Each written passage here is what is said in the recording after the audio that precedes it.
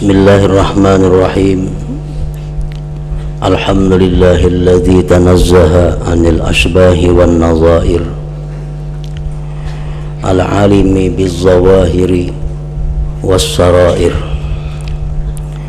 Ashhadu an la ilaha illallah wahdahu la syarikalah, al-awwalu wal-akhir. Wa ashhadu anna sayyidana Muhammadan abduhu wa rasuluhu zahir. Allahumma salli wa sallim wa barik ala sayyidina wa maulana Muhammad al-mansurin nasir wa ala alihi wa ashabihi wa dhurriyyatihi wa atba'ihi ila yaumil akhir. Amma ba'du. Yang kita hormati dan kita cintai para habaib, para alim ulama, para muhibbin, hadirin hadirat rahimakumullah. Puji dan syukur kita haturkan kehadirat Allah subhanahu wa ta'ala yang memberikan kita hidayah dan taufik sehingga kita pada malam ini dapat kembali berkumpul bersama-sama di majlis zikir dan ta'lim yang berkah ini. Salawat dan salam kita haturkan kepada junjungan kita Nabi besar Muhammad sallallahu alaihi wasallam dan kepada seluruh keluarga, para sahabat, zuriat dan pengikut beliau. Para muhibbin rahimakumullah, al-hadisul ashir, hadis yang ke-10 dari 40 hadis. An Abi Hurairah radhiyallahu ta'ala anhu qala qala Rasulullah sallallahu alaihi wasallam, inna Allah ta'ala tayyibun la yaqbalu illa tayyiba wa inna Allah ta'ala amara al-mu'minina bima amara bihil mursalin faqala ta'ala ya ayyuhar rusulu kulu minat tayyibati wa'malu salihah. Al-ayah. Wa qala ta'ala ya ayyuhalladzina amanu kulu min tayyibati ma razaqnakum washkuru lillah in kuntum iyyahu ta'budun. Thumma zakara ar-rajula yutilu safara ash'atha aghbara yamuddu yadayhi ila as-sama ya rab wa mat'amuhu haramun wa mashrabuhu haramun wa malbasuhu haram wa ghudhiya bil haram fa anna yustajabu lidzalik. Rawahu Muslim. Hadis yang ke-10 dari Abi Hurairah radhiyallahu taala anhu.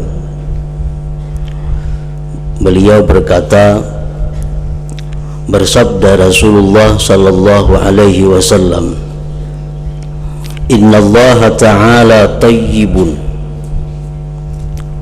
sesungguhnya Allah ta'ala tayyib,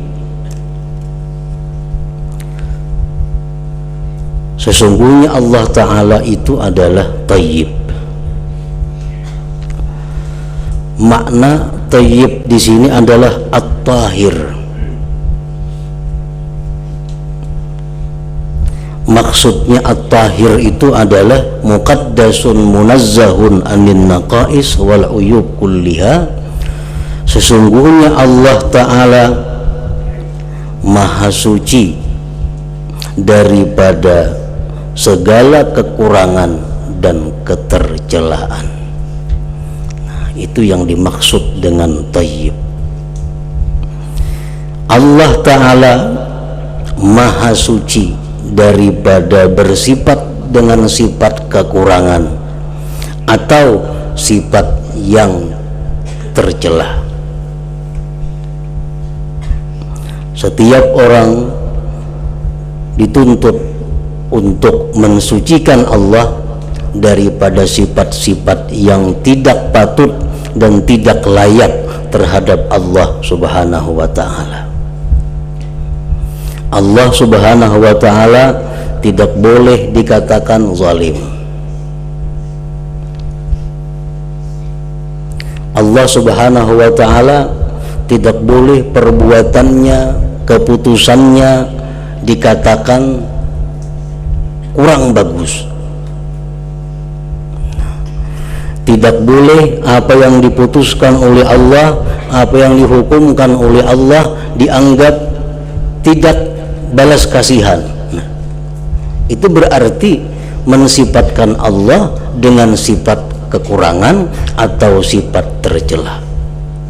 Nah, para muhibbin rahimakumullah, seringkali kita yang tidak memahami tentang hikmah syariat Allah, kita yang tidak memahami tentang aturan-aturan hukum Allah, rahasia yang terkandung di dalamnya, sehingga muncul pikiran di dalam hati kita bahwa seolah-olah hukum Allah itu kejam, seolah-olah hukum Allah Ta'ala itu tidak adil. Nah, bila mana kita mengitikadkan demikian, berarti kita tidak mensucikan Allah dari sifat kekurangan atau ketercelaan.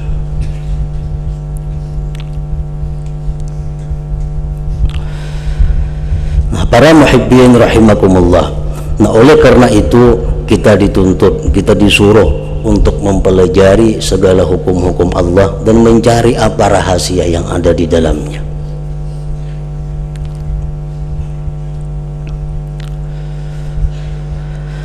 Inna Allah Ta'ala tayyibun, sesungguhnya Allah Ta'ala itu tayyib, maha suci daripada kekurangan dan ketercelaan. Segala yang diputuskan Allah, segala yang diperbuat Allah, itulah yang terbaik untuk kita.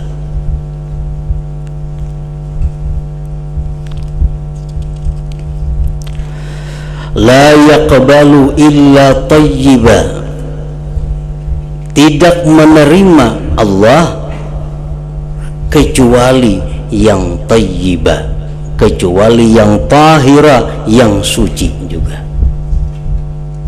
Jadi Allah yang maha suci itu tidak menerima harta benda kecuali yang suci, tidak menerima amal ibadah kita kecuali suci.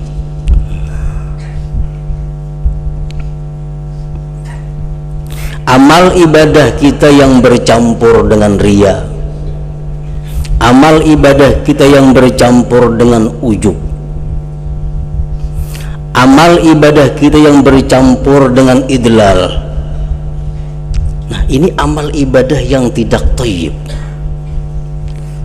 Bagaimanapun banyaknya amal ibadah, tetapi bila mana tidak suci, tidak tahir, maka Allah tidak akan menerima, karena Allah bersifat thayyib. La yaqbalu illa thayyibah, tidak menerima Allah kecuali yang thayyib. Jadi amal ibadah itu diterima oleh Allah, amal ibadahnya mesti bersih, niatnya mesti bersih. Orang yang melakukan amal ibadah itu pun mesti bersih, dan orang yang beramal ibadah itu diberi makan, dibesarkan dengan makanan yang bersih. La yaqbalu illa tayyiba, Allah tidak akan menerima kecuali yang bersih. Nah, para muhibbin rahimakumullah, di dalam sepotong hadis ini berbagai macam pensyarahan, penjelasan dari para ulama. Ada yang berpendapat bahwasanya Allah Ta'ala itu maha suci dan Allah tidak akan menerima sedekah kecuali dari harta yang suci. La yaqbalu illa thayyibah, artinya Allah tidak akan menerima sedekah kecuali dari harta yang thayyib, yang halal artinya. Nah, harta yang tidak halal itu sudah jelas tidak akan diterima oleh Allah Subhanahu wa ta'ala. Ibnu Abbas radhiyallahu anhu berkata, "Man iktasaba malan haraman wa tasaddaqa bih lam yuqbal minhu." orang yang mendapatkan harta yang haram dan dia sedekahkan dengannya, maka tidak diterima daripadanya. Dalilnya apa? Innallaha thayyibun la yaqbalu illa thayyiba. Dan Rasulullah sallallahu alaihi wasallam bersabda, man kasaba malan haraman fatasaddaqa bih lam yakun lahu fihi ajrun wa kana ismuhu alaih. Orang yang mendapatkan harta yang haram, dia sedekahkan, tidak adalah baginya pada itu sedekah pahala dan adalah dosa atasnya. Nah, jadi artinya bersedekah lawan harta nang haram itu bukan maulah pahala, tetapi maulah dosa. Para muhibbin rahimakumullah, lalu bagaimana caranya kalau kita ada mendapatkan harta yang haram? Dahulu pernah menipu orang, hartanya ada. Dulu pernah merampok orang, sekarang hartanya ada. Dahulu pernah membungakan duit, sekarang hartanya masih ada. Lalu harta-harta yang haram yang ada di tempat kita ini bagaimana caranya agar kita bisa selamat? Bukan disedekahkan. Jangan sekali-kali disedekahkan. Disedekahkan justru menambah dosa bagi kita. Jadi harta-harta yang haram yang ada pada kita itu mestinya dikembalikan kepada pemiliknya. Jangan disedekahkan. Ini bari mencuntan ampun si anu, bulikakan lawan si anu. Nah, itu kalau kita tahu orangnya. Nah, andai kata kita ini banyak punya harta-harta yang haram, tapi kita kada tahu kemana harus mengembalikan. Nah, disinilah ulama mengatakan bahwa harta seperti itu hendaknya digunakan untuk kemaslahatan kaum muslimin, yang mana pahalanya itu untuk mereka-mereka yang punya hak pada harta itu. Nah, jadi jangan dikatakan sedekah. Jangan dikatakan hadiah, jangan dikatakan wakaf. Duit bunga bank wakaf kada mau. Karena ini ampun orang.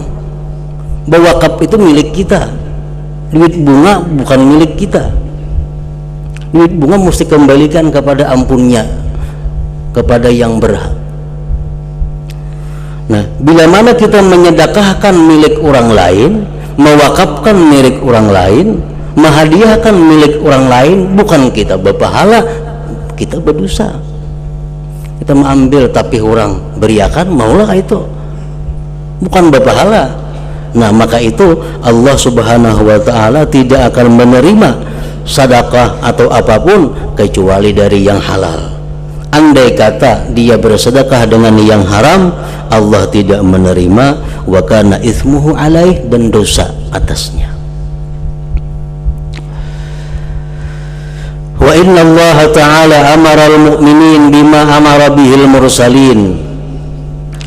Sesungguhnya Allah ta'ala memerintahkan orang-orang yang beriman dengan sesuatu yang Allah perintahkan dengannya para rasul. Para rasul Allah perintahkan memakan yang halal. Orang beriman pun Allah perintahkan demikian. Para rasul diperintahkan Allah memakai pakaian yang halal. Orang beriman pun demikian pula halnya. Faqala ta'ala, firman Allah ta'ala, ya ayyuhar rusulu kulu minat tayyibati wa'malu salihah. Al-ayat. Firman Allah ta'ala, wahai para rasul, kulu minat tayyibat, makanlah daripada yang bersih-bersih, yang halal-halal. Wa'malu salihah, dan beramallah kamu amal yang saleh. Nah, para muhibbin rahimakumullah, oleh para ahli tafsir, susunan ini kalimat-kalimat mengandung arti. Allah berfirman, kulu minat tayyibat wa'malu salihah, makanlah yang halal dan beramallah amal saleh. Artinya apa? Sebelum kita beramal saleh, kita pasti lebih dahulu ada kekuatan, ada tenaga, tetapi dari makanan yang halal. Kalau kita ada tenaga, ada kekuatan daripada yang haram, kita tidak akan bisa beramal saleh. Kalaupun beramal saleh, Allah tidak akan menerima amal saleh itu. Nah, ya ayyuhar rusulu kulu minat thayyibat wa'malu salihah. Wa qala ta'ala ya ayyuhalladzina amanu kulu min thayyibati ma razaqnakum washkuru lillah in kuntum iyyahu ta'budun. Wahai orang-orang yang beriman, makanlah daripada yang halal-halal yang kami berikan kepada kamu. Menurut golongan ahlu sunnah wal jamaah, rezeki itu kada tentu halal. Rezeki bisa haram, bisa halal. Nah, itu golongan kita, mazhab kita ahlu sunnah mengatakan demikian. Setiap rezeki belum tentu halal. Nah, jadi kalau kita minta rezeki yang halal. Wahai orang-orang yang beriman, makanlah daripada yang halal-halal, daripada rezeki yang kami berikan kepada kamu. Washkuru lillah, dan bersyukurlah kepada Allah. Jadi memakan yang halal itu sesuatu nikmat. Setiap sesuatu nikmat itu wajib disyukuri. Asal makanan ini halal. Nah, kalau makanan yang haram disyukuri justru menambah dosa. Orang makan babi, makan untung alhamdulillah. Nah, ini menambah mudarat. Allah memerintahkan bahwa makanlah yang halal-halal, kemudian syukuri itu. Kulu minat thayyibat, kulu min thayyibati ma razaqnakum washkuru lillah in kuntum iyyahu ta'budun. Sebagian ulama tafsir menjelaskan bahwa kita mampu bersyukur kepada Allah, kita bisa menggunakan nikmat ini di jalan Allah kalau kita selama ini makan makanan yang diizinkan atau dihalalkan oleh Allah Subhanahu wa ta'ala. Para muhibbin rahimakumullah, summa zakara ar-rajula yutilu safara ash'atha aghbara yamuddu yadayhi ila as-sama ya rab wa mat'amuhu haramun wa mashrabuhu haramun wa malbasuhu haramun wa ghudhiya bil haram fa anna yustajabu lidzalik. Kemudian Rasulullah sallallahu alaihi wasallam menyebutkan seseorang laki-laki yang lama di dalam perjalanan ibadahnya. Laki-laki itu usang, berdebu. Dia memanjangkan tangannya ke langit. Macam itu berdoa. Memanjangkan tangan ke langit sambil berkata, ya Rab, wahai Tuhanku, wahai Tuhanku. Sedangkan makanannya itu adalah haram, yang diminumnya haram, yang dipakainya haram, dan dia diberi makan dengan yang haram, maka bagaimana doa itu bisa dikabulkan baginya? Nah, para muhibbin rahimakumullah, artinya bagaimanapun kita ini berdoa memakai nama-nama Allah. Ya Rab, itu nama Tuhan, ya Rab. Bagaimanapun kita bertawassul dengan para wali, dengan para anbiya, bagaimanapun kita mengangkat tangan tingginya, bagaimanapun doa yang kita baca, Allah kada akan memperhatikan itu semua kalau di dalam tubuh kita atau di atas tubuh kita ini masih ada sesuatu yang diharamkan Allah Subhanahu wa ta'ala. Pakaian kita kah haram, makanan kita kah haram, minuman kita kah haram. Nah, selama itu masih ada dalam tubuh kita, doa apapun yang kita baca dari aulia siapapun doa itu, Allah kada akan berkenan menerima doa itu. Nah, para muhibbin rahimakumullah, Rasulullah sallallahu alaihi wasallam bersabda, "Walladzi nafsu Muhammadin biyadihi, innal 'abda la yakdhibu luqmatal haram fi jawfi ma yataqabbalullahu minhu al-malan arba'ina yauma." Rasulullah sallallahu alaihi wasallam bersumpah, demi diri Muhammad di tangan Allah, seseorang hamba sungguh dia memasukkan satu suap yang haram dalam rongganya, perutnya, tidak menerima Allah Ta'ala daripadanya amalan selama 40 hari, baik itu fardu atau amalan sunat. Nah, satu suap yang masuk ke dalam rongga kita berakibat Allah tidak akan menerima amal ibadah kita sunat atau fardu selama 40 hari. Para muhibbin rahimakumullah, maka dengan sabda Rasulullah sallallahu alaihi wasallam ini, dengan firman Allah Subhanahu wa taala, maka jelaslah bahwa harta yang halal itu merupakan pokok atau dasar daripada apa yang kita lakukan dalam beribadah kepada Allah Subhanahu wa taala.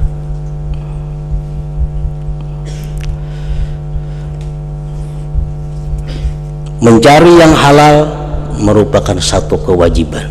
Talabul halal fardhah. Mencari yang halal itu adalah sesuatu kewajiban.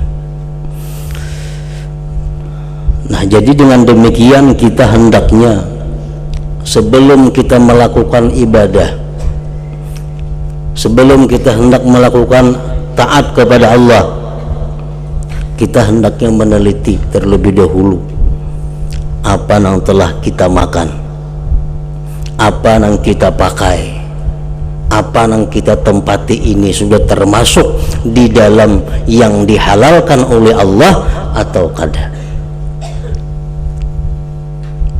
Kita mesti zan, sangka kuat. Kalau yakinnya kada bisa yakin kita itu halal atau haram, cuma kita ada punya zan, kita mesti sangkaan kuat bahwa apa yang kita makan ini adalah halal, dengan dalil, dengan bukti, dengan alasan ini, sehingga kita dengan berani mengatakan apa yang kita makan ini hukumnya adalah halal. Apa yang kita pakai halal. Nah, jangan sekali-kali kita secara sengaja, secara lingah, sehingga mengakibatkan makanan-makanan yang diharamkan Allah itu masuk ke dalam perut kita. Akibatnya sangat merugikan, akibatnya sangat fatal. 40 hari amal ibadah kita terkatung-katung tidak diterima oleh Allah Subhanahu wa taala. Nah, oleh karena itu para muhibbin rahimakumullah, hendaknya kita memperhatikan usaha kita, memperhatikan makan-makan kita, keluarga kita, apakah ini masuk di dalam hukum yang dihalalkan Allah atau yang diharamkan Allah. Para ulama mengajarkan kepada kita bagaimana kita untuk mendapatkan rezeki yang halal. Pertama, mereka mengatakan syaratnya adalah al-ilmu, ilmu. Bagaimanapun kita berusaha, kalau kita kada punya ilmu, pasti kita akan jatuh kepada yang diharamkan Allah. Jual beli ada syarat rukunnya, sanda besanda ada syarat rukunnya, siwa besiwa ada syarat rukunnya. Bila itu kada terpenuhi, kada sah. Bila kada sah, kada halal. Nah, jadi setiap orang yang berusaha diwajibkan dia belajar ilmu agama tentang usahanya itu. orang bisa berdagang pakaian. Nah, ini wajib belajar ilmu agama bagaimana tentang berdagang pakaian ini supaya hasilnya halal. Orang berdagang beras, ini wajib belajar ilmu berdagang beras supaya hasil dagangannya itu sah dan halal. Nah, ini wajib. Bila kada belajar ilmu itu pasti akan jatuh kepada yang tidak halal. Kayak apa akadnya, kayak apa ijabnya, kayak apa kabulnya, kayak apa lapasnya. Nah, semuaan diatur di dalam agama kita. Jadi setiap muslim muslimah yang berusaha itu wajib fardu ain belajar hukum agama mengenai usahanya itu. Satu. Yang kedua, al-ihtiyat bil kasbi, berhati-hati dalam usaha. Nah, sudah tahu kalau kayak ini sah, kayak ini kada, kayak ini atur di dalam. Nah, kemudian dia berhati-hati dalam usahanya. Ada usaha-usaha yang sangat dekat dengan ketidakhalalan. Ada usaha-usaha yang tipis antara halal dan haram. Ada usaha-usaha bila mana melakukan sesuatu yang halal kada berujung. Bila menipu hanya berujung. Nah, ada usaha-usaha seperti itu. Ini ada gawian. Cuma bila aku manggawi ini bila ada suguk sini hanya dapat gawian ini kena. Bila kada membunguli orang kada berujung manggawi ini nah. Nah, usaha macam itu kada perlu digawi. Kenapa? Karena sudah nyata dari yang tidak halal, usahanya kada halal, pekerjaannya pun hasilnya kada halal. Kita makan, anak makan, bini makan, semua di rumah kada nang halalnya lagi. Nah, ihtiyat bil kasbi, hati-hati di dalam berusaha. Kita punya ilmu, kada ilmu, banyak tuan guru, banyak ulama. Kita disuruh bakawan ulama, bertakun hukum. Kita disuruh dekat dengan para ulama supaya bisa mengetahui hukum-hukum Allah. Nah, bertakun ini boleh kada, macam ini boleh kada, atau boleh atau kada. Nah, supaya apa? Supaya terhindar dari apa yang diharamkan oleh Allah Subhanahu wa ta'ala. Yang ketiga, ad-du'a ilallah ayyarzuqahul halal. Nah, sudah punya ilmu halal haram sudah kita ketahui, berusaha sudah hati-hati. Yang ketiga yang paling penting adalah minta kepada Allah agar diberi rezeki yang halal.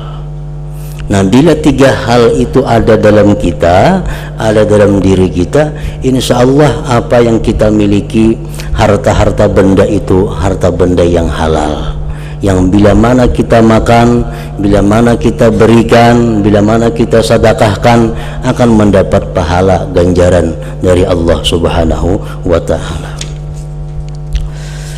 Nah, kemudian selanjutnya hadis yang ke-11 an Abi Muhammad Al-Hasan ila hadratin Nabi sallallahu alaihi wasallam al-Fatihah. Iyyaka na'budu wa iyyaka nasta'in ihdinas mustaqim. Asyhadu an la ilaha illallah wahdahu la syarika lah. أشهد أن سيدنا محمدا عبده ورسوله لا إله إلا الله نستغفر الله لا إله إلا الله نستغفر الله لا إله إلا الله نستغفر الله لا إله إلا الله ونتوب إلى الله لا إله إلا الله محمد رسول الله صلى الله عليه وسلم ويا أيها الرجل منهم شفاعة صلوا عليه سلموا تسليما صلى وسلم